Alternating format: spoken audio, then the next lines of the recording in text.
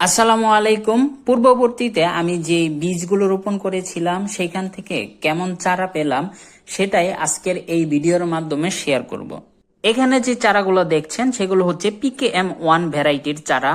আমি মোট 10টা বীজ রোপণ করেছিলাম, এখান থেকে 6টার মতো চারা পেয়েছি। সাজনার বীজ থেকে চারা হতে বেশ অনেকটা সময় লেগে যায়। এই যে ভিডিওটা দেখতে পাচ্ছেন এটা মোটামুটি 1 মাস পরের ভিডিও।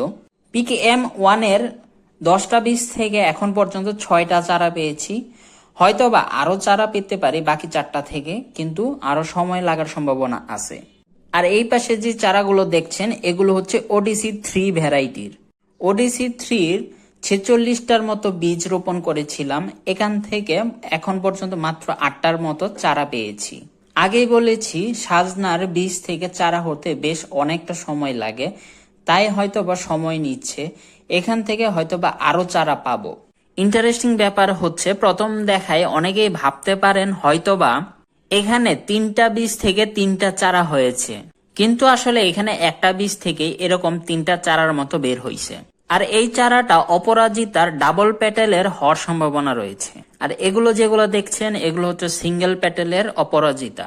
আমি কিছু পেঁপের বীজও রোপণ করেছিলাম, তো এখান থেকে 2টা চারা পেয়েছি।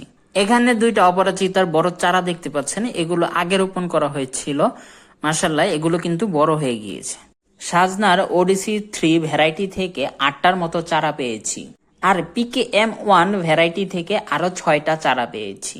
আলহামদুলিল্লাহ এখন পর্যন্ত এই 2টা ভ্যারাইটি থেকে টোটাল 14টার মতো চারা পেয়েছি।